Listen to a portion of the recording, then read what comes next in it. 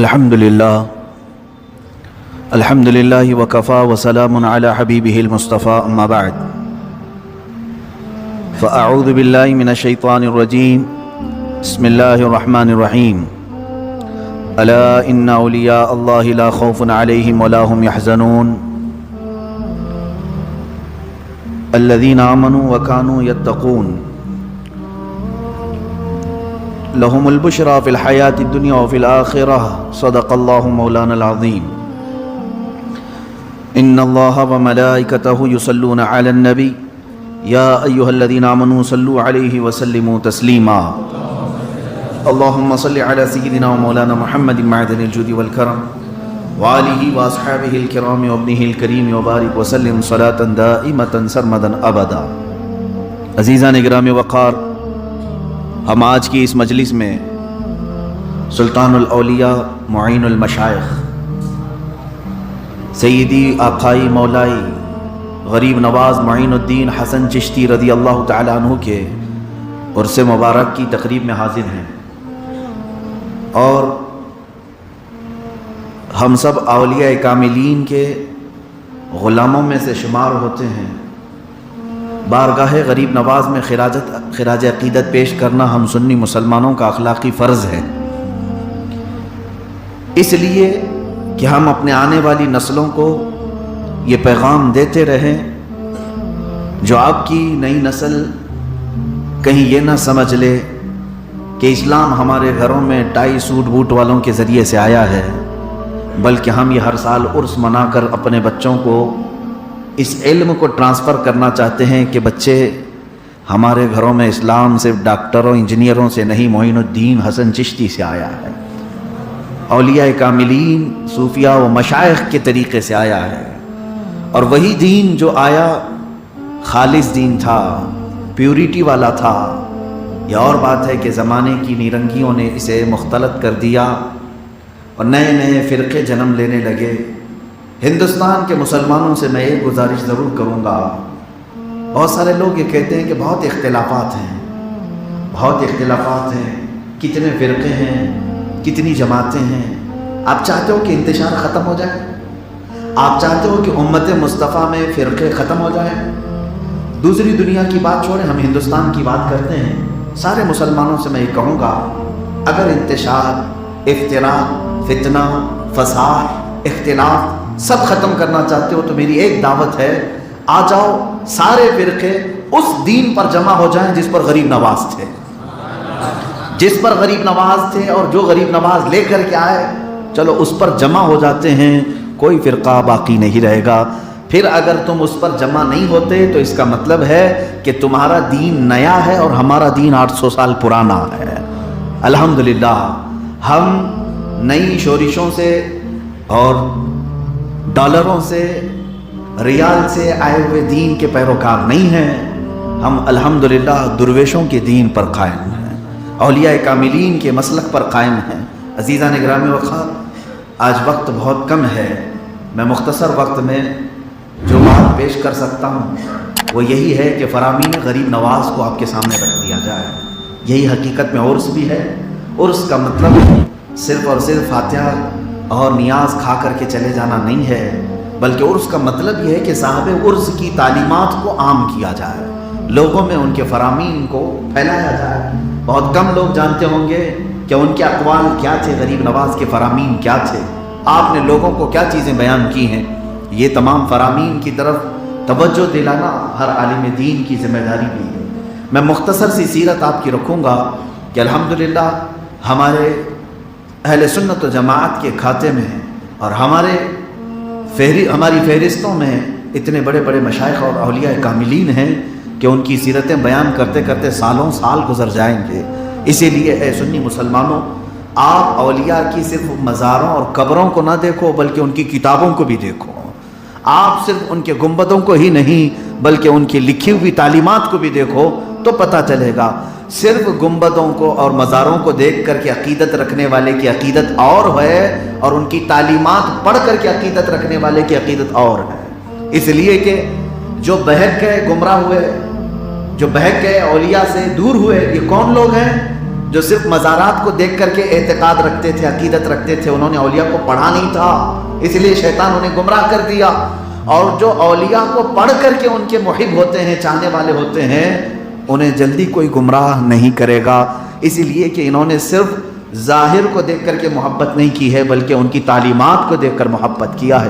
غریب نواز سے اگر محبت ہو، آپ حقیقت میں محبت کرتے ہو، تو ان کی کتابیں کہاں ہیں؟ پوچھیں کہ سرکار غریب نواز رضی اللہ تعالیٰ عنہ نے کتنی کتابیں لکھی ہیں امت کے درس کے لیے، اپنے سلسلے کے لیے، کیا چیزیں آپ نے قیمتی چھوڑی ہیں، وہ چیزیں آج امت کو چاہیے کہ وہ معلومات کرے۔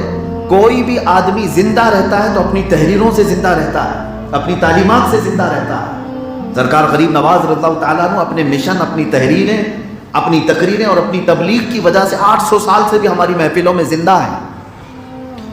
یہی زندگی ہے، اور بعد میں آنے والوں کو چاہیے کہ ان کی تحریریں اور تقریریں، ان کی تعلیمات کی طرف توجہ کریں۔ اعلیٰ حضرت امام احمد رضا خان فاضل بریلوی رضی اللہ تعالیٰ عنہ کا اس قدر جو چرچا ہوتا ہے، تذکرہ ہوتا ہے، کیوں؟ اعلیٰ حضرت کی سینکڑوں کتابیں آج ہمارے درمیان موجود ہیں۔ تو امت کو جو انہوں نے دیا ہے وہ ایک بہت عظیم تحفہ ہے، لیکن عوام کا حال یہ ہو گیا کہ عوام صرف ان کی قبروں تک رہ گئے اور ان کی تعلیمات تک پہنچ ہی نہیں پاتے، ان کے گنبد اور ان کے نیاز اور ان کے منتوں تک رہ گئے، لیکن ان کی تعلیمات اور ان کی کتابوں تک نہیں رہے۔ مجھے بتاؤ اے سنی مسلمانوں، ہزاروں کی تعداد میں زیارت پر جانے والے مٹھائیاں، نان کھٹائیاں، پیڑے سب تو لے کر کے آتے ہوں گے جس جگہ جاتے ہیں صاحب عرس، خواہ وہ بریلی شریف ہو کہ اجمیر شریف ہو کہ کلیر شریف ہو، جہاں پر جاتے ہیں آپ اپنے گھر واپس آنے کے وقت نیاز کے طور پر فاتحہ کے بعد کچھ نہ کچھ مٹھائی لاتے ہیں۔ اچھی بات ہے، یہ مستحسن ہے، آپ اپنے گھر والوں کے لیے وہاں کا تبرک لے کر کے آتے ہیں، لیکن کیا کبھی کوئی ان کی بارگاہوں میں حاضر ہو کر کے ان کی لکھی ہوئی کوئی کتاب لے کر کے آتا ہے؟ ارے پڑھنا نہیں آتا، کم سے کم اپنی لائبریری میں تو سجا دیتا، گھر میں لے کر کے آتا، یہ کہتا کہ اجمیر گیا، مٹھائی تو لے کر کے آیا، لیکن سرکار غریب نواز کی زندگی میں لکھی ہوئی کتاب بھی لے کر کے آیا۔ ہو سکتا تمہاری نسل میں یا تمہارے گھر میں عورتیں کسی نہ کسی دن اٹھاتی اور پڑھتی، پھر محبت غریب نواز ان کے سینوں میں ویسی معجزن رہتی۔ ورنہ یہ ٹی وی کا زمانہ ہے، سوشل میڈیا کا زمانہ ہے، اور کسی پر کوئی کنٹرول نہیں ہے۔ سوشل میڈیا میں کون کیا دیکھتا ہے، کیا اس کے پاس آتا ہے، کسی کی کوئی روک تھام نہیں ہے۔ تم ہزار سنی صحیح العقیدہ ہو، تمہارے بچوں کے موبائل پر جب تقریریں آنے لگتی ہیں تو اس کا کوئی انتظام انٹرنیٹ پر نہیں ہے کہ صرف اور صرف حق بات ہی آئے گی اور باطل باتیں نہیں آئیں گی، سب آتی رہیں گی۔ اس مکسچر کلچر میں جب بچے دیکھتے ہیں تو کہیں ایسا نہ ہو کہ ان کے دل و دماغ میں اولیاء کی گستاخی آ جائے، توہین آ جائے، برے خیالات آنے لگے۔ ظاہر سی بات ہے اپنے گھروں میں کتابوں کو بھی سجاؤ، اولیاء کی تعلیمات کو بھی۔ سرکار غریب نواز معین الدین حسن چشتی رضی اللہ تعالیٰ عنہ، نام حسن ہے لیکن اللہ نے غریب نواز سے آپ کو مشہور معروف فرمایا، اور ہے بھی آپ غریب نواز۔ ایک لقب ہے میرے آقا سرکار غریب نواز کا، عطائے رسول۔ عطائے رسول اس کا مطلب ہوتا ہے رسول کی عطا، حضور صلی اللہ تعالیٰ علیہ وسلم کی عطا۔ کس کے لیے؟ خاص طور پر ہندی مسلمانوں کے لیے، ہندوستانی مسلمانوں کے لیے رسول پاک کا سب سے بڑا تحفہ غریب نواز کی شکل میں موجود ہے۔ وہ نعمت جو اللہ تعالیٰ نے ہندوستانیوں کو عطا کی وہ غریب نواز کی شکل میں عطا فرمائی۔ حضرت سلطان الاولیاء معین المشائخ غریب نواز رضی اللہ تعالیٰ مدینہ طیبہ حاضر تھے تو میرے آقا صلی اللہ تعالیٰ علیہ وسلم کے حکم پر جو بشارت ہوئی ہندوستان تشریف لائے۔ یہاں تک کہ روایات میں یہ ملتا ہے کہ حضرت سرکار غریب نواز کو رسول پاک صلی اللہ تعالیٰ علیہ وسلم نے ہندوستان کا پورا نقشہ، پوری وادیاں، پورے میدان، پورے سب بستیاں ان کی آنکھوں کے سامنے فرما دی۔ حضرت سرکار غریب نواز فرماتے میں نے اجمیر کی پہاڑیاں تک دیکھ لی، مدینے سے پہاڑیاں تک میں نے مدینے سے دیکھ لیا تھا، رسول کریم صلی اللہ تعالیٰ علیہ وسلم نے دکھایا تھا۔ ارے میرے عزیزو، سرکار غریب نواز جو رسول کریم صلی اللہ علیہ وسلم کے 500 سال بعد آنے والے مدینے میں بیٹھ کر اجمیر کی پہاڑیاں دیکھ رہے ہوں، اور ان کے جد امجد رسول مختار صلی اللہ تعالیٰ علیہ وسلم کیا کائنات کی ہر شے کو نہیں ملاحظہ فرما رہے ہیں، جنہوں نے انہیں دکھایا۔ اور سرکار غریب نواز رضی اللہ تعالیٰ عنہ ہندوستان جو تشریف لائے بڑی کٹھنائیوں کے ساتھ، کٹھنائیں آپ نے دیکھی، مشکلات دیکھی، مشقتیں دیکھی، پھر بھی آپ ہندوستان جس راستے سے آئے وہ بڑی لمبی تاریخ ہے میرے عزیزوں۔ میں اس لیے عرض کروں گا کہ آج کے حالات کے اعتبار سے سرکار غریب نواز کی اس سیرت کو اگر کوئی پڑھ لے تو میں سمجھتا ہوں کہ اس کا دل بہت زیادہ مضبوط ہو جائے گا، حوصلہ بڑھ جائے گا۔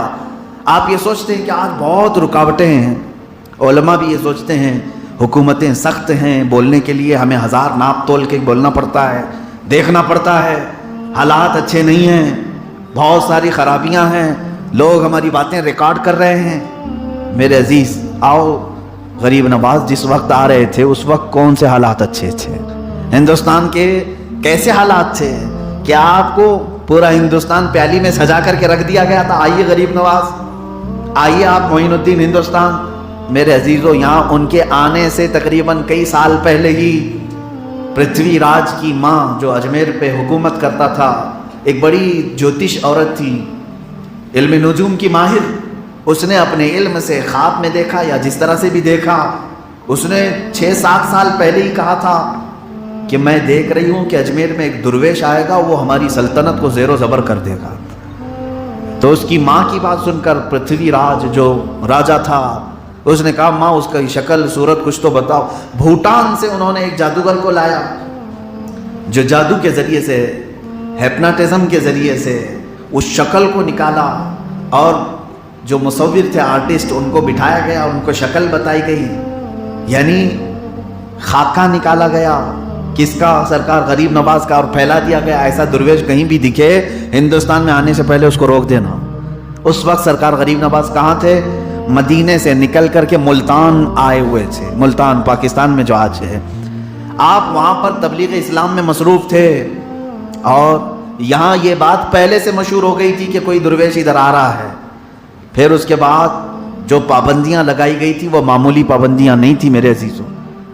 ایک شخص ہے رام پرکاش، وہ پرتھوی راج کا بڑا خاص چیلا تھا، اس نے کہا میں جاسوسی کے ذریعے کہیں نہ کہیں سے ڈھونڈ نکالوں گا اس درویش کو۔ وہ ڈھونڈتے ڈھونڈتے ملتان پہنچ گیا، حضرت سرکار غریب نواز اسے نظر بھی آ گئے۔ اب اس نے بھیس بدل لیا، مسلمان کا بھیس بدل کر داڑھی بڑھا لی، ٹوپی رکھ لی، جبہ پہنا، سرکار غریب نواز کے ہزاروں مریدین جو تھے خانقاہ پہ ان میں شامل ہو گیا۔ کئی دن تک انتظار کرتا رہا کہ تنہائی میں ایک بار غریب نواز سے ملاقات ہو جائے، جا کر کے اندر اگر اکیلے میں مل گئے تو یہیں ختم ہی کر دوں، یہ اجمیر تک آ ہی نہ سکے، قاتلانہ حملہ کرنا تھا۔ رام پرکاش 12 دن تک مسلسل محنت کرتا رہا۔ اس کے بعد ایک رات ایسی آئی کہ آدھی رات گزر چکی تھی، خیمے میں سرکار غریب نواز اکیلے تھے، یہ داخل ہوا اور وہی جبہ قبہ ٹوپی داڑھی ہے، اور سرکار غریب نواز کو دیکھا وہ مصلی پر آرام فرما ہے۔ وہ جیسے ہی خیمے میں داخل ہوا خنجر اپنے اندر رکھ کر کے مسلمان کی شکل میں آیا ہے، ان کے مرید کی شکل میں آیا ہے، اندر داخل ہوا تو حضرت معین الدین چشتی رضی اللہ تعالیٰ عنہ سر اٹھاتے ہیں اور مسکراتے ہوئے استقبال کرتے ہیں، آؤ رام پرکاش کیسے آنا ہوا؟ رام پرکاش کیسے آنا ہوا؟ اس کے ہاتھ پیر کانپنے لگ گئے۔ پھر دوسرا جملہ آپ نے فرمایا 12 دن ہو گئے اب تک تم ہمارے پاس آئے نہیں۔ تیسرا جملہ آپ نے فرمایا وہ سکتے پہ سکتا، یہی ہوتا ہے اولیاء کا جھٹکے پہ جھٹکا، جو مخالفین ہوتے ہیں ان کو مسلسل پڑھتے رہتے ہیں۔ سرکار غریب نواز نے تیسرا جملہ فرمایا چلو آئے نہیں 12 دن سے، آج تو موقع ملا، جس کام کی غرض سے آئے ہو وہ کام تو پورا کرو۔ خنجر اندر ہے، ہاتھ سے نکالا اور پھینک دیا نیچے، اور اس نے کہا زندگی بھر میں نے بہت سارے لوگوں کو دیکھا، جادوگروں کو دیکھا، لیکن دلوں کے حالات جاننے والا کسی درویش با اخلاق کو آج پہلی بار دیکھا، جس کا دل بھی نورانی ہے اور چہرہ بھی نورانی ہے۔ اس نے سرکار غریب نواز کے دست حق پرست پر اسلام قبول کیا۔ اسی رات کو معین الدین چشتی رضی اللہ تعالیٰ عنہ نے اس کا نام ضیاء الرحمن رکھا۔ یہ وہ ضیاء الرحمن ہے جو سرکار غریب نواز کے اجمیر آنے تک آپ کا سب سے بڑا باڈی گارڈ بنا ہوا تھا۔ یہ رب تعالیٰ کی مصلحت ہے میرے عزیز، اللہ رب العزت کی مصلحت یہ ہے جو دین کو مٹانے کے لیے نکلتے ہیں، مولا کبھی کبھار انہی کے ذریعے سے دین کو آباد بھی فرماتا ہے۔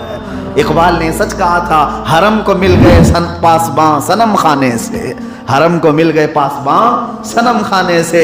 آج بھی میں یہی امید کرتا ہوں کہ مولا تعالیٰ جو اسلام کو مٹانے کے لیے مینار و مسجدوں کو تباہ کرنے کی کوششیں کر رہے ہیں، ایک دن آئے گا کہ انشاءاللہ وہی محراب و منبر کو بھی آباد کریں گے۔ اللہ ہدایت عطا فرمائے۔ سرکار غریب نواز رضی اللہ تعالیٰ ہندوستان آئے۔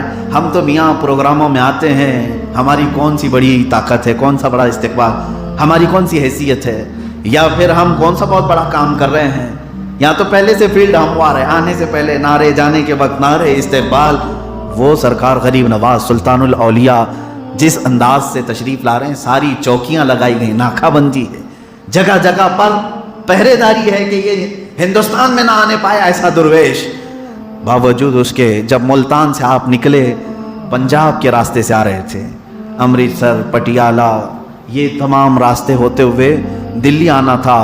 ضیاء الرحمان نے کہا کہ حضور ہر جگہ پرتھوی راج نے 52 راجے تھے اس وقت، 52 راجوں کا راجہ ہے، ہر جگہ اس نے پولیس لگایا ہے، ناکہ بندی ہے، سب کے پاس وہ آپ کی تصویر پہنچی ہوئی ہے اور سب اچھی طرح سے پڑھ لکھے ہیں، خاکہ پورا دماغ میں بٹھائے ہوئے ہیں، صبح سے شام، شام سے صبح تک کوئی ایسا شخص اس سرحد میں آنے نہ پائے، تاکید ہے سب کو۔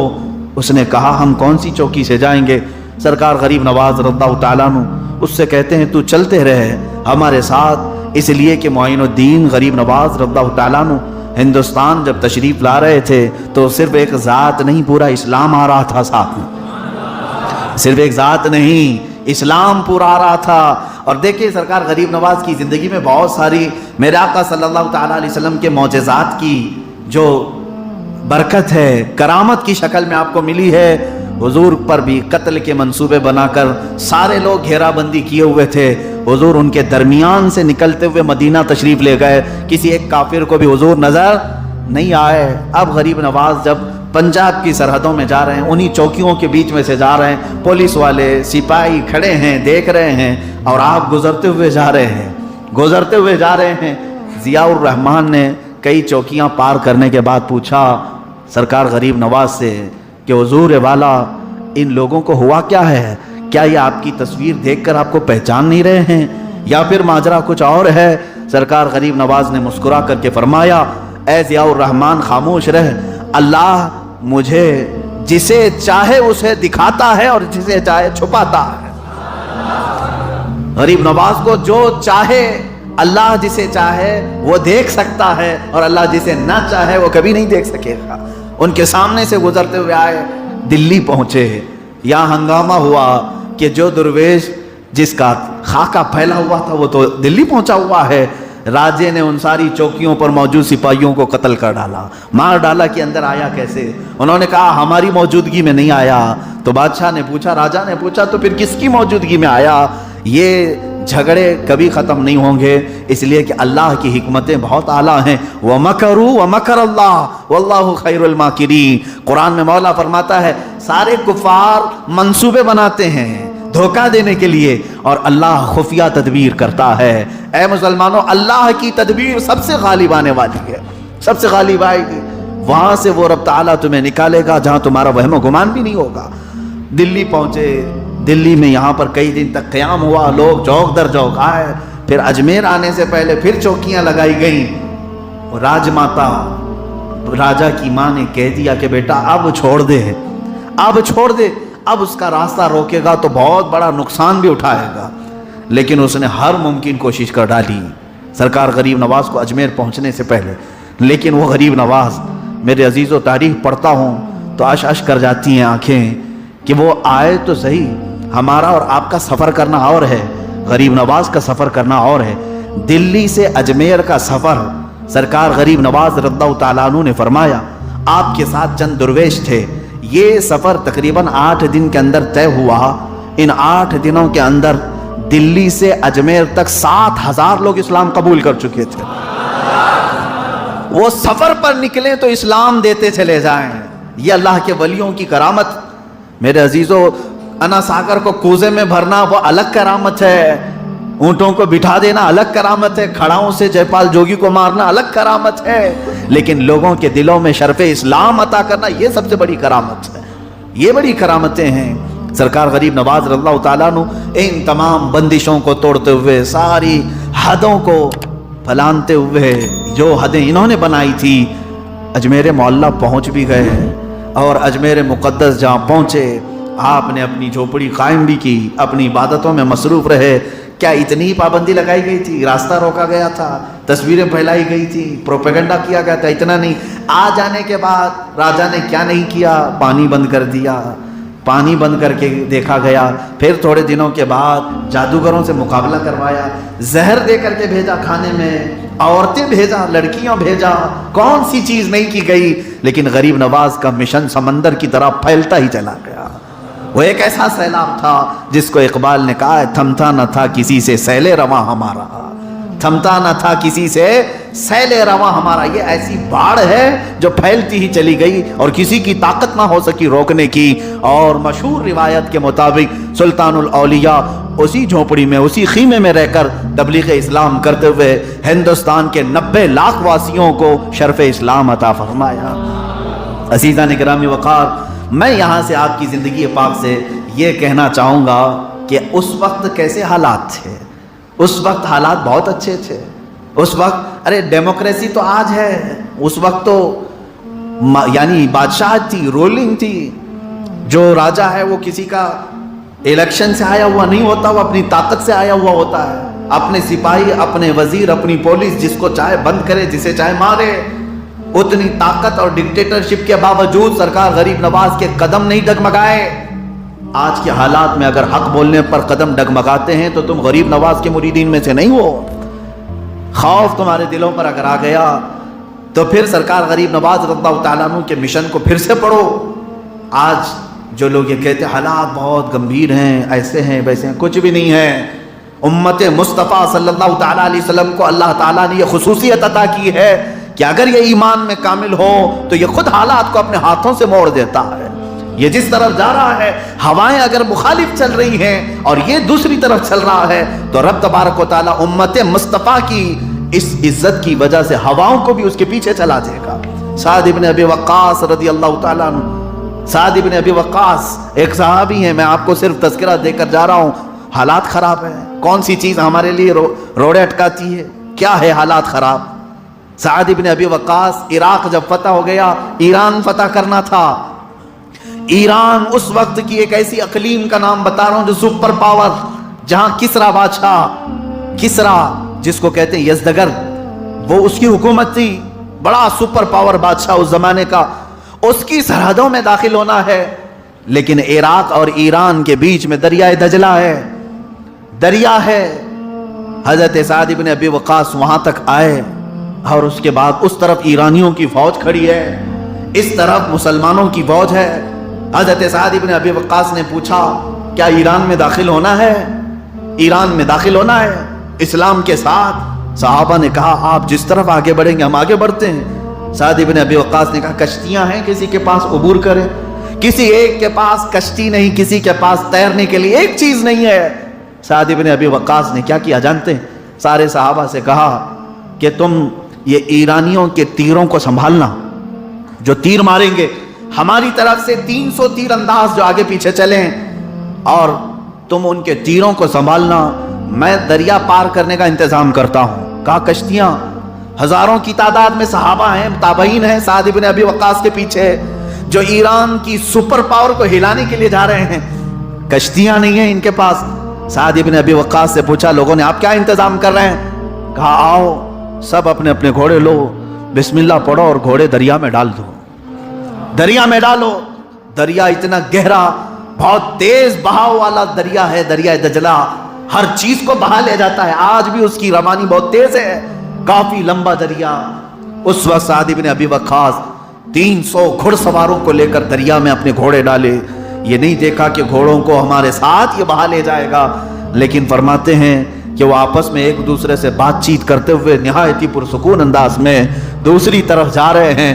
ہزاروں کی تعداد میں صحابہ نے دیکھا، پہلی مرتبہ ایسا ہے کہ خشکی پہ دوڑنے والا گھوڑا دریا کی تری میں بھی دوڑ رہا ہے، اور دوڑتے ہوئے جب اس طرف کو پہنچنے والے تھے، تاریخ طبری میں یہ جملے لکھے ہوئے ہیں فارسی زبان میں، جو ایرانیوں کی زبان فارسی ہے، وہ کیا کہنے لگے جانتے ہیں؟ دیوا آمدند، دیوا آمدند، یعنی دیو لوگ آ گئے ہیں، دیو لوگ آ گئے ہیں۔ پہلی مرتبہ دیکھا ہے کہ گھوڑوں کو دریا میں سے بھی چلاتا ہوا کوئی آ گیا، وہ بغیر مقابلے کے ایران چھوڑ کر بھاگے تھے۔ یہی تو اقبال نے کہا ہے، دشت تو دشت ہے دریا بھی نہ چھوڑے ہم نے، بحر ظلمات میں دوڑا دیے گھوڑے ہم نے۔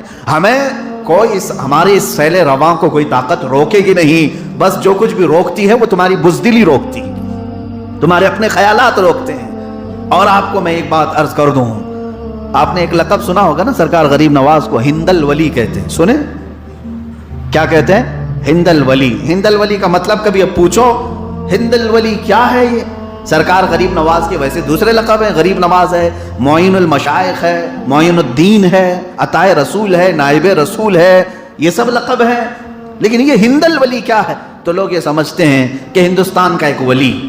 اس کا مطلب نہیں میرے عزیزو، عربی کی ترکیب اگر آتی ہو تو سمجھ میں آئے گا۔ مضاف مضاف الیہ میں ترکیب جو ہوتی ہے اس میں ترجمہ پیچھے سے کریں گے۔ ہند الولی کا مطلب ہوتا ہے ولی کا ہندوستان، ہندوستان کا ولی نہیں، ہندوستان کا ولی نہیں بلکہ ولی کا ہندوستان۔ اس لقب سے ہی ہمارے دل مضبوط ہونا چاہیے۔ اے سنی مسلمانوں، ہندوستان کس کا ہے؟ ولی کا ہندوستان ہے۔ ہم تو ہند الولی غریب نواز کے نام سے ایسے پڑھتے ہیں، وہ لوگ بھی پڑھتے ہیں جن کو اس کا ترجمہ معلوم نہیں ہے، جو غریب نواز سے جلتے ہیں وہ بھی ہند الولی کہتے ہیں ان کو، نفرت میں ہی صحیح، لیکن ہند الولی کہتے ہیں تو وہ یہ بھی مانتے ہیں کہ یہ ہندوستان کسی کے باپ کا نہیں، یہ ولی کا ہی ہندوستان ہے، یہ سرکار غریب نواز کا ہے۔ عزیزان گرامی وقار، جس سنی ہندی مسلمان کو یہ معلوم ہو کہ یہ ہند ولی کا ہے، غریب نواز نے یہاں پر اپنی محنت شاقہ کے ساتھ پرچم اسلام کو لہرایا ہے، تو آج ان کے پرچم کے تلے کیوں اتنی بزدلی، کیوں اتنا خوف، کیوں اتنا ڈر؟ نہ ڈر نکالو، اگر آزمائشیں ہیں تو ہو جانے دو۔ اللہ سے ہم سوال یہی کریں گے کہ مولا ہماری طاقت سے زیادہ ہمارے اوپر کوئی بوجھ نہ دے، اور ہم تیری آزمائش کے قابل نہیں ہیں۔ لیکن میرے عزیزو، اسلام قربانیاں چاہتا ہے، اسلام کی حقانیت کی یہی دلیل ہے کہ ہر زمانے میں اسے موڑنے کے لیے چھوٹی طاقتیں نے بڑی بڑی طاقتیں آئی، ہر زمانے میں اس کی بے کنی کرنے کے لیے بڑے بڑے بادشاہ میدان میں آئے، لیکن سارے لوگوں کی ایک ہی تاریخ ہے، چنگیز ہو کہ ہلاکو ہو، تاتاری ہوں کہ بربر ہوں، جس قوم نے بھی اسلام کے خلاف محاذ آرائی کی ہے انہیں پسپائی کا سامنا کرنا پڑا، اور اسلام وہی پھلتا پھولتا ہی رہا، اسلام کبھی ختم نہیں ہوا۔ آج بھی جو حالات آپ دیکھ رہے ہیں، انشاءاللہ العزیز اسلام پر کوئی آنچ نہیں آئے گا۔ چند گردنیں کٹ جانے کا نام اسلام کٹنا نہیں ہے۔ مجھ جیسا اگر آدمی 4 ٹکڑوں میں بدل جائے، کسی کی تلوار کا، کسی کی بندوق کا، میں نشان بن جاؤں، تو اس کا مطلب یہ نہیں ہے کہ دین ختم ہوا۔ ارے دین کا میں ایک ادنا خادم ہوں، خادم کے ختم ہونے سے دین ختم کبھی نہیں ہوگا۔ میں ہمیشہ کہا کرتا ہوں، اسلام اس عظیم درخت کا نام ہے جس کی جڑیں تحت الثری میں ہیں اور اس کی شاخیں اوج ثریا پر موجود ہیں، پوری دنیا مل کر اسے ہلا نہیں سکے گی۔ میں سرکار غریب نواز کے اس عرس کی تقریب میں ہندی مسلمانوں کو یہ ضرور کہنا چاہوں گا، تم فخر سے کہو کہ ہم غریب نواز کے ہندوستان میں آباد ہیں۔ کس کے ہندوستان میں ہے؟ سرکار غریب نواز کے ہندوستان میں آباد ہیں، جس کی بغیر الیکشن کے 800 سال سے مسلسل حکومت چل رہی ہے، اور آئندہ بھی الیکشن نہیں ہونا ہے، اور ڈرنا بھی نہیں ہے ہمیں۔ اور دوسری بات یہ ہے کہ ہمیں پرچار بھی نہیں کرنا ہے، اور نہ ہی غریب نواز کے اس کرسی کے لیے کسی EVM کی ضرورت ہے جہاں گھوٹالے ہوتے ہوں، نہیں۔ سلطان الاولیاء کی وہ کرسی ہے، ہزاروں آتے گئے جاتے گئے، ہم نے دیکھا ہے۔ اب تو کچھ وہ ہیں جن کا پیپر میں نام بھی نہیں ہے، چند سال پہلے وہ PM بھی تھے، CM بھی تھے، اب پوچھا تو پتا چلا کہ اب وہ کچرے میں ہیں، نہیں ہیں، کوڑے کا دان میں پڑ گئے، کہیں ہیں، سب ختم ہو گئے۔ لیکن 800 سال سے ایک انگریز ہے جو انگریزوں کے زمانے میں یہاں پر سیاحت کیا، اس نے ہندوستان کی پرانی چیزوں کی تاریخ لکھی ہے کتاب میں۔ اس نے کہا بہت سارے عجائبات ہندوستان میں دیکھے، تاج محل دیکھا، قطب مینار دیکھا، لال قلعہ دیکھا، پرانی مندریں دیکھا، بہت ساری چیزیں دیکھا، لیکن ایک عجوبہ بھی میں نے دیکھا، یہ انگریز لکھتا ہے، ایک عجوبہ میں نے دیکھا کہ ہندوستان کے کروڑوں مسلمانوں پر یہ قبر حکومت کر رہی ہے۔ اس نے کہا وہ قبر حکومت ایسی کر رہی ہے، کہاں کی؟ کہا اجمیر معلیٰ کی قبر ہے۔ وہ کروڑوں مسلمانوں کے دلوں پر آج بھی حکومت کر رہی ہے. یہ ہم نے نہ کہا الفضل لما شہد به الاعداء، عربی میں کہا گیا فضیلت اس کی جس کی دشمن بھی گواہی دے رہے ہیں، دشمن بھی جس کی گواہی دیتے ہوں. ایک قبر ہے جو کروڑوں پر حکومت کر رہی ہے. عزیزان گرامی وقار، 800 سال کا عرصہ گزر گیا لیکن الحمدللہ ہماری محفلوں میں غریب نواز کا نام اب بھی تازہ ہے. اب حالات کے تقاضوں کے اعتبار سے اگر چند لوگ ہم میں سے وہابی ہو گئے، اہل حدیث ہو گئے، دیوبندی ہو گئے، فلاں ہو گئے اور ان کے دلوں میں اگر اولیاء دشمنی کا کیڑا آ گیا تو پھر یہ ان کا اپنا نقصان ہے، ان کا اپنا نقصان ہے. اولیاء کاملین سے اگر بغض و عداوت کسی نے ان کے ذہنوں میں ڈالا ہے تو میں ان سے کہوں گا کہ ناتانو کم سے کم اپنی تاریخ پڑھ لو کہ تمہارے گھروں میں تمہارے باپ داداؤں کو دین کون لے کر کے آ کے دیا ہے، کہاں سے لائے. کیا تم آج بھی یہی کہو گے کہ ہمارے باپ داداؤں کو 800 سال سے ذاکر نائک ہی سکھا رہا تھا دین، 800 سال سے ہی جوکر ہی تمہیں دین دے رہے تھے؟ تمہاری تاریخ اگر پڑھو گے تو پتہ چلے گا یہ اولیاء کاملین ہیں درویش صفت، جنہوں نے اپنی بوریا اور اپنے خیموں میں رہ کر کے لوگوں کے دلوں کو صاف کیا، لوگوں کو دین اسلام سے روشناس کیا. جو لوگ قتل کرنے آئے وہ آپ کے مرید صادق بنے ہوئے ہیں. میں سلطان الاولیاء سرکار غریب نواز رضی اللہ تعالیٰ عنہ کے بچپن کی ایک بات بتا دوں. الگ الگ روایات ہیں. آپ سے کہا گیا عید کے لیے آپ جا رہے تھے اور سادات کا گھرانہ ہے. غریب نواز باپ کی طرف سے حسینی سید ہے، ماں کی طرف سے حسنی سید ہے، دونوں طرف. حضور صلی اللہ تعالیٰ علیہ وسلم ان کے نانا بھی ہیں اور دادا بھی ہیں.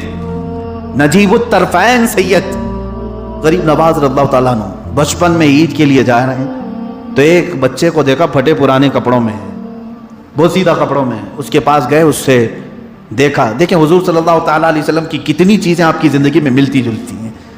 یہ عطا رسول یوں ہی نہیں ہے. حضور صلی اللہ تعالیٰ علیہ وسلم کے اخلاق آپ کو ودیت کیے گئے تھے. جو حضور کے لیے واقعہ ہے کہ حضور صلی اللہ علیہ وسلم نے بھی عیدگاہ جاتے ہوئے ایک یتیم کو اٹھایا تھا اور اپنے گھر لا کر کے اسے نہلایا، کپڑے پہنایا.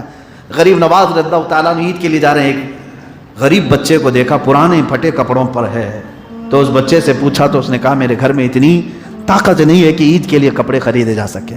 تو بہرحال جو بھی تھا حضرت غریب نواز نے اس کے کپڑوں کی تعریف کرنا شروع کر دیا. تیرے کپڑے کتنے اچھے ہیں، مجھے رشک آ رہا ہے، اتنے اچھے کپڑے تو میں کبھی پہنا نہیں. اور اسے مناتے ہوئے کہتے ہیں اے میرے دوست کیا تو ایک بار میری بات مان لے گا؟ کہا کیا ہے؟ کہا یہ تیرے کپڑے مجھے چاہیے، تیرے یہ کپڑے مجھے چاہیے، یہ بہت قیمتی ہیں، بہت اچھے کپڑے ہیں. اس بچے نے جلدی سے اتار کر کے دیا اور اپنے جو قیمتی عید کے کپڑے تھے وہ اتار کر اسے دے دیا، اسے پہنایا. وہ بچہ غریب نواز کے کپڑے پہنا ہے اور آپ اس کے بوسیدہ کپڑے پہن کر عید پر آئے. نماز پڑھ کر کے جب باہر واپس اپنے گھر آئے، ماں نے پوچھا بیٹا تجھے تو اچھے الگ دوسرے کپڑے پہنائے تھے، یہ تو کون سے کپڑے پہن کر کے آیا؟ واقعہ سنایا. ایک چھوٹے سے بچے کو میں نے بوسیدہ کپڑوں میں دیکھا تو دل گوارا نہیں کیا، میں نے اپنے عید کے کپڑے اسے دے دیا، اس کے کپڑے میں پہن لیا. اسی دن سے یہ گاؤں میں بات مشہور ہو گئی تھی کہ معین الدین غریب نواز ہے، یہ غریبوں کو نوازنے والا ہے. میرے عزیزوں یہ صرف ان کی زندگی کا ایک واقعہ سمجھ کر ہم بھول نہیں جائیں گے. میں آج بھی غریب نواز کے دربار سے یہی آس و یاس رکھتا ہوں کہ ہم گناہوں کے پھٹے پرانے کپڑوں میں آج زندگی گزار رہے ہیں. یہ ظاہر جو لباس ہے یہ الگ لباس ہے، لیکن جو اخلاق کا لباس ہے وہ ہمارا پھٹا ہوا ہے، بہت بوسیدہ ہے. اور اس لباس کو سرکار غریب نواز رضی اللہ تعالیٰ، یہ نہیں میں کہوں گا کہ ہمارا لباس وہ اپنا لیں گے، ہرگز نہیں، لیکن شان غریب نوازی یہ ہے کہ وہ ہمارے اخلاق اور گناہوں کے پھٹے ہوئے لباس کو اپنے تصرف و کرامت سے اچھے لباس میں ضرور تبدیل فرمائیں گے. محبت ہو تو سرکار غریب نواز کی بارگاہ سے عطا بھی ہوگی. اجمیر محلہ سے اپنی عقیدتوں کو وابستہ رکھو مسلمانوں، کبھی کم ہونے نہ دینا. جب جب بات آئے سلطان الاولیاء کی غریب نواز کی، اپنے بچوں میں ان کی محبت منتقل کرتے چلے جانا. بات کے حالات کا ہمیں اندازہ نہیں ہے کہ یہ ہمارے بچے کہیں کسی اور کی بتائی ہوئی باتوں سے یہ نہ سمجھ لیں کہ ہمارے گھروں میں دین انٹرنیٹ سے ہی آیا ہے، گوگل سے ہی سیکھا ہوا ہے. لوگ یہ نہ سمجھ بیٹھے. اس لیے بچوں کو اپنی تاریخ سے آشنا کرتے رہو. سرکار غریب نواز رضی اللہ تعالیٰ عنہ کی محبت ہے. میں جو بات شروع کیا تھا وہ یہی ہے، اسی پر میں ختم کروں گا. آپ کے فرامین مجھے آج سنانا ہے. ان کی کرامتیں بہت سنے ہیں، ان کے اخلاق و کردار آپ نے بہت سنے، ان کا تصرف، ان کی کرامات ان کا زہد و تقویٰ شاید سب نے سنا ہوگا۔ برکت کے لیے میں نے ایک دو واقعات آپ کے سامنے رکھے تھے کہ سرکار غریب نواز رضی اللہ تعالیٰ عنہ ان کے بلند و بالا اخلاق کیا تھے۔ میں نے 2-3 مثالیں صرف برکت کے لیے رکھی، لیکن میں نے آج یہ طے کیا تھا کہ آج کے اس مختصر سے وقت میں اپنے سننے والوں کو غریب نواز کے فرامین اور ان کے اقوال، جس کو گولڈن ورڈز کہا جائے، وہ ضرور پیش کر کے جانا چاہتا ہوں۔ سلطان الاولیاء غریب نواز کی کتابوں سے جو ملی ہوئی باتیں ہیں، چند ہی چیزیں بتاتا ہوں۔ فرماتے ہیں نمبر 1، نماز بندوں کے لیے خدا کی امانت ہے۔ کس کی امانت ہے؟ اللہ کی امانت ہے۔ بس بندوں کو چاہیے کہ اس کا حق ادا کریں، اس میں کوئی خیانت نہ کریں۔ نماز ایک راز ہے جو بندہ اور اپنے پروردگار اس کے بیچ میں ہے۔ یہ غریب نواز سے محبت کرنے والے اس فرمان کو سن کر کے اجمیر جائیں، ٹانگ پھیلا کر کے سو کر پوری رات بھر وہاں پر عیاشی کر کے غریب نواز کی محبت کا دم بھرنے والے، ان کے فرمان کو سنو۔ فرماتے ہیں نماز اللہ کی امانت ہے، جو ترک کیا اس نے اپنے رب کے ساتھ خیانت کی۔ رب سے خیانت کرنے والا وہ اس کے ولی سے کیا پیسہ اٹھا سکے گا؟ پہلی چیز سلطان الاولیاء کے دربار میں جانے کے بعد، ویسے تو عام زندگی میں نماز قضا نہیں ہونی چاہیے، لیکن اتنے بڑے دربار میں جانے کے بعد تو اور زیادہ پابندی ہونی چاہیے۔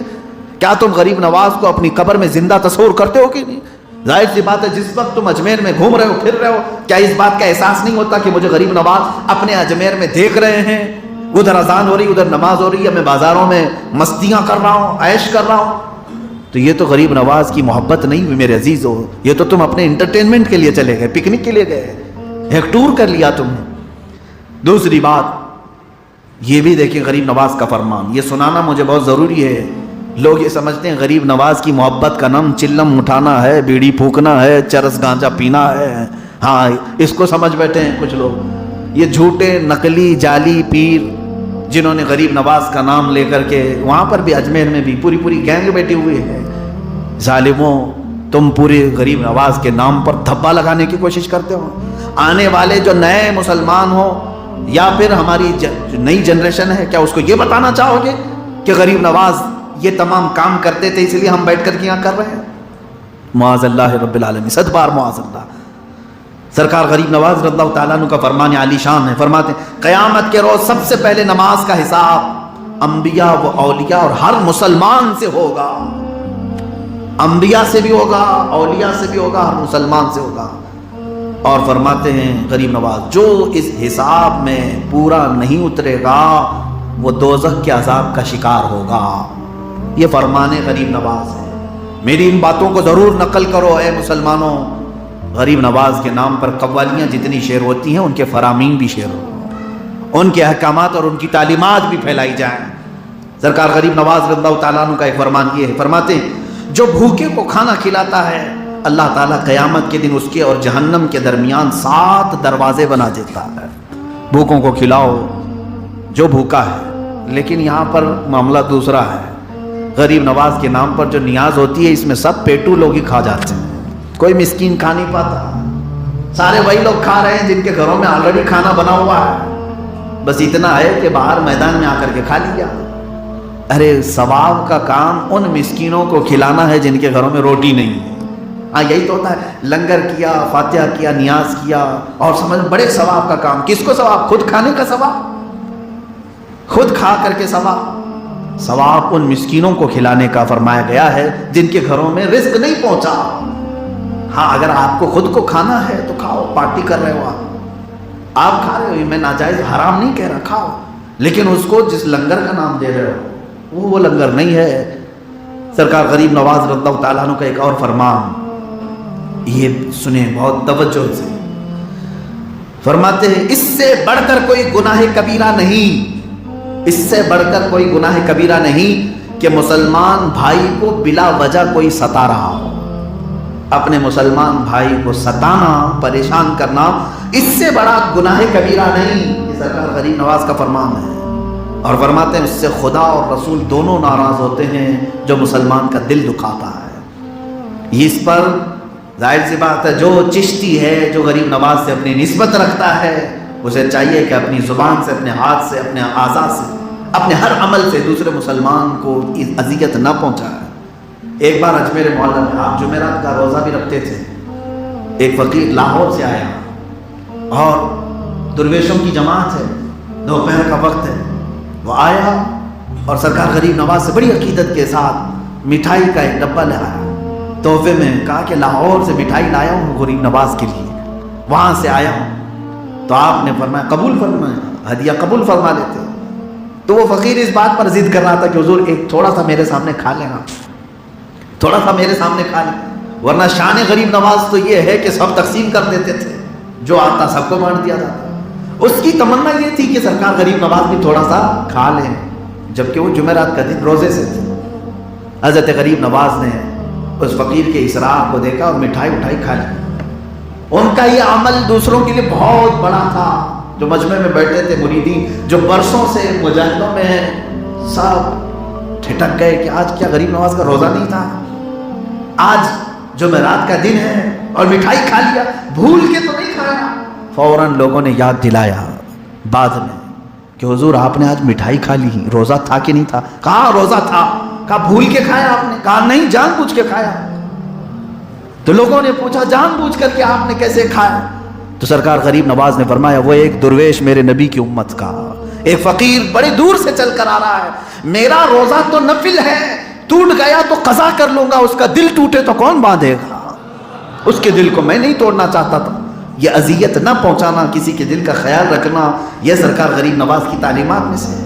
اور فرمان سنیں، ارشاد فرماتے ہیں کون سی چیز ہے جو اللہ تعالیٰ کی قدرت میں نہیں ہے؟ مرد کو چاہیے کہ احکام الہی بجا لائے، اس میں کمی نہ کرے، پھر جو کچھ چاہے گا اللہ اسے فوراً عطا کرے گا۔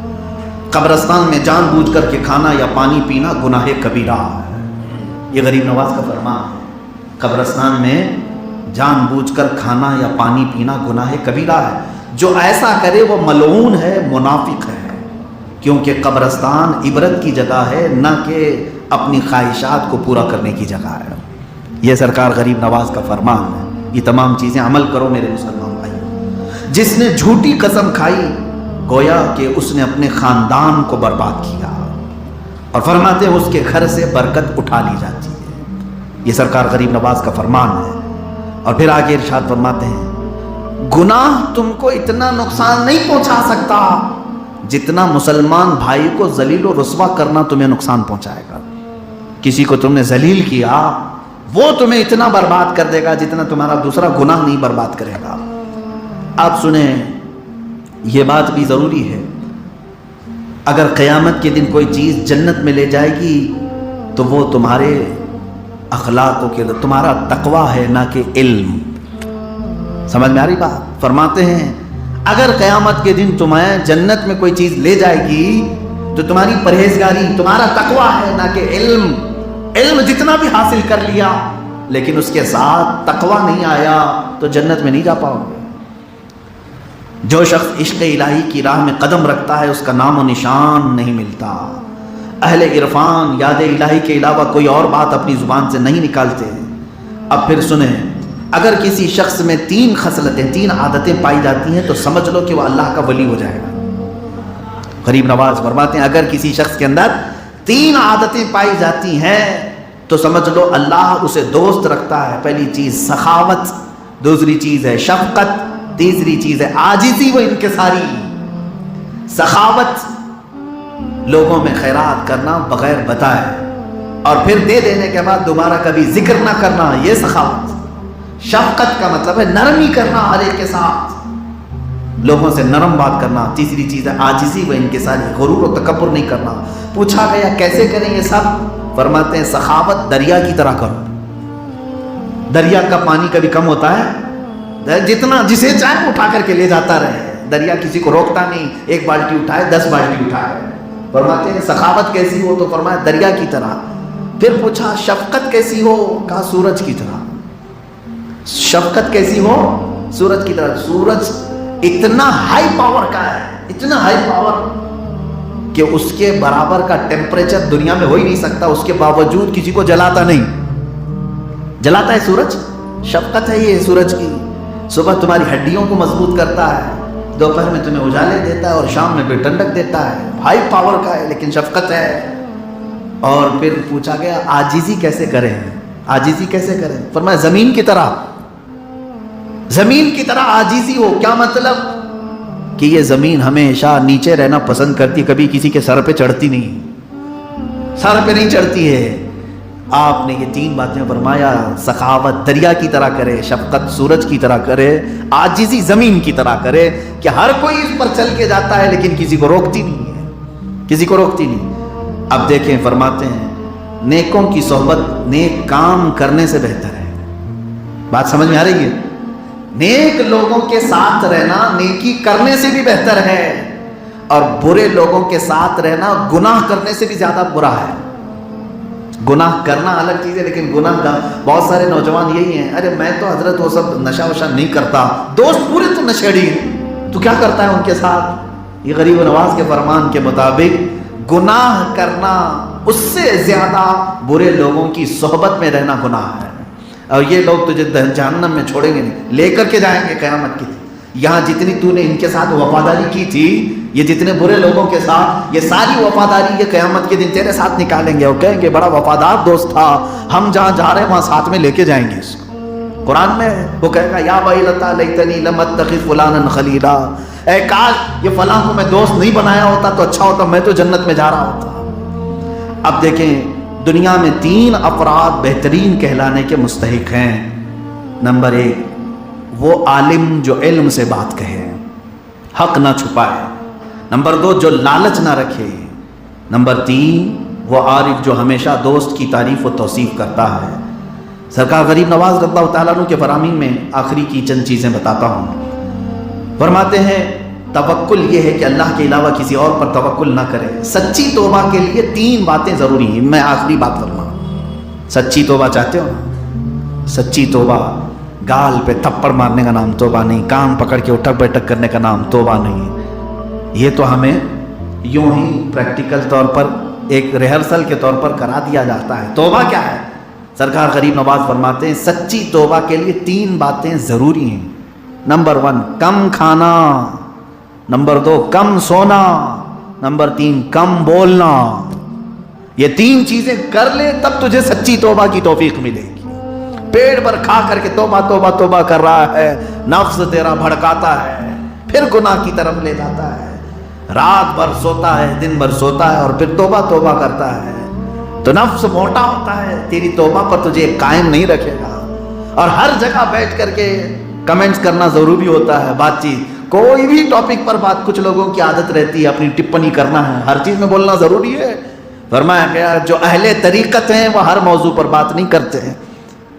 تقریروں کی بات نہیں کر رہا ہوں، آپ ہی کہیں گے سب سے زیادہ تو آپ بول رہے ہیں. میرے عزیزو یہ تو میں فرامین غریب نواز سنا رہا ہوں. اس طرح کی باتیں اگر آپ بھی کریں اچھی بات ہے، انشاءاللہ العزیز طریقت کے راہ میں آپ کی بھی منزلیں آسان ہوں گی. لیکن جو فالتو کی مجلسیں ہیں، ادھر ادھر کی باتیں کرنا، ان تمام چیزوں سے پرہیز ضروری ہے، ورنہ سچی توبہ میں یہ سب چیزیں خلل پیدا کرتی رہیں گی. اور زیادہ بولنے والا کبھی کبھار کفر بھی بول جاتا ہے، کبھی حرام بھی بول جاتا ہے، جھوٹ بھی بول جاتا ہے. اسی لیے یہ 3 باتیں سرکار غریب نواز کی جو میں نے آخر میں عرض کیا. کون سی؟ سچی توبہ کے لیے کیا ضروری ہے؟ کم کھانا، کم سونا، کم بولنا. کم کھانے کا مطلب آپ خود سمجھ لیں، اتنا کھانا کھانا چاہیے کہ ابھی خواہش باقی رہے، ابھی بھوک باقی رہے، اس سے پہلے اپنا ہاتھ نکال لیں. اولیاء کی طرح تو نہیں کر سکو گے آپ. محبوب الہی سے پوچھ لو، ان کا تو سسٹم ہی الگ ہے. محبوب الہی کے ہاں جو تربیت کے لیے آتے تھے وہ کیا فرماتے؟ چارٹ لگا ہوا تھا. فرماتے تھے کہ ایک وقت کا کھانا متقیوں کا ہے. کون؟ محبوب الہی فرماتے متقی جو پرہیزگار ہے وہ پورے دن میں ایک ہی بار کھائے گا. اور فرماتے 2 وقت کا کھانا مومن کا ہے. مومن کا کھانا، وہ نارمل مومن، بہت بڑا نہیں. پھر فرماتے ہیں 3 وقت کا کھانا یہ عام مسلمان کا ہے، اس سے اگر 1 دانہ بھی زیادہ کھائے تو فرمایا محبوب الہی نے کیا فرمایا؟ 1 وقت کا کھانا متقیوں کا ہے، پرہیزگار کا ہے.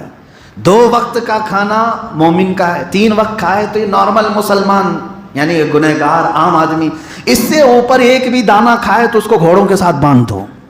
یہ محبوب الہی نے فرمایا. اس سے زیادہ کھائے تو پھر اس کو گھوڑوں کے ساتھ باندھ دو. اب پتہ نہیں کتنے ہم میں سے گھوڑوں کے ساتھ باندھے جانے کے قابل ہیں، کتنے ہیں ایسے. کم کھانے سے نفس کی ہم تربیت کر سکیں گے۔ اللہ تبارک و تعالیٰ سرکار غریب نواز کی تعلیمات پر ہمیں عمل کی توفیق عطا فرمائے، اور جو کچھ بھی بیان ہوا مولا تعالیٰ اس پر عمل کی ہمیں سعادت نصیب فرمائے۔ ہم یہاں ہوبلی میں ہیں اور ہمارے دل، ہماری جان، ہماری روح اب بھی اجمیر معلیٰ سے لگی ہوئی ہے۔ تربت غریب نواز سے ہم آج بھی اپنے دل و جان سے وابستگی رکھتے ہیں۔ مولا آخری سانس تک غریب نواز کے قدموں میں ہمیں زندگی عطا فرمائے، ان کے مشن پر، ان کے غلاموں اور ان کے طریقے پر مولا تعالی ہم سب کو کاربند رکھے۔ قیامت تک ہماری نسل کو مولا تعالی، ہماری اولاد کو عاشقان مصطفیٰ میں رکھے، گستاخان رسول اور گستاخان اولیاء سے ہماری حفاظت فرمائے۔ خواجہ ہند و دربار ہے اعلیٰ تیرا، کبھی محروم نہیں مانگنے والا تیرا۔ وآخر دعوانا ان الحمد للہ رب العالمین۔ السلام علیکم۔